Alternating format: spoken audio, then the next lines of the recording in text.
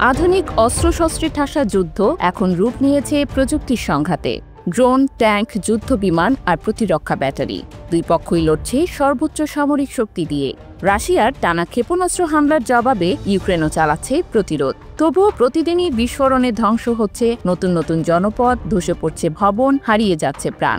আর এই উত্তপ্ত পরিস্থিতির মাঝেই রাশিয়া সামনে আনলো নতুন এক শক্তিশালী যুদ্ধাস্ত্র, স্কান্দার ক্ষেপণাস্ত্র, যা ঠেকানো ইউক্রেনের পক্ষে প্রায় অসম্ভব বলেই দাবি করা হচ্ছে।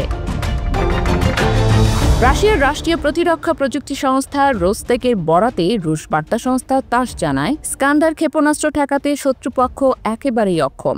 এই ক্ষেপণাস্ত্র অত্যন্ত জটিল ও অপ্রত্যাশিত গতিপথে প্রচণ্ড বেগে ছুটে আসে, আর চলার সময় যে ঝাঁকুনি ও চাপ সৃষ্টি হয় তা পশ্চিমা সামরিক জোটের তৈরি অধিকাংশ প্রতিরক্ষা ক্ষেপণাস্ত্রের সহন ক্ষমতার অনেক বাইরে।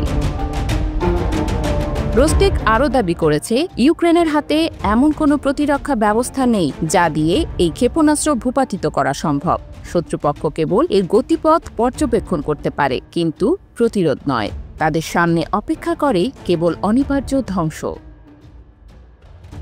স্কান্দার এম নামের এই স্বল্প দূরত্বে আঘাত হানতে সক্ষম ক্ষেপণাস্ত্র ব্যবস্থাটি মূলত একাধিক লক্ষ্যবস্তু ধ্বংসের জন্য তৈরি। এর আওতায় রয়েছে রকেট নিক্ষেপ ব্যবস্থা, প্রতিরক্ষা ঘাঁটি, বিমান ঘাঁটিতে থাকা যুদ্ধ বিমান ও হেলিকপ্টার, সামরিক দফতর ও কৌশলগত অবকাঠামো। একটি স্কান্দার ইউনিটে 50টির বেশি ধরনের যানবাহন ও সরঞ্জাম থাকে, যার মধ্যে রয়েছে ক্ষেপণাস্ত্র নিক্ষেপকারী যান, ক্ষেপণাস্ত্র পরিবাহী যান, কমান্ড যান এবং রক্ষণাবেক্ষণকারী যানবাহন। এই ক্ষেপণাস্ত্র ব্যবস্থা থেকে উৎক্ষেপণ করা যায় দুই রকমের অস্ত্র, একটি সরল রেখায় ছুটে চলে, অন্যটি ঘুরে গিয়ে আঘাত হানে নির্দিষ্ট লক্ষ্যে। উভয়ের পাল্লা প্রায় 500 কিলোমিটার, যা একে করে তোলে ভয়ঙ্কর কার্যকর।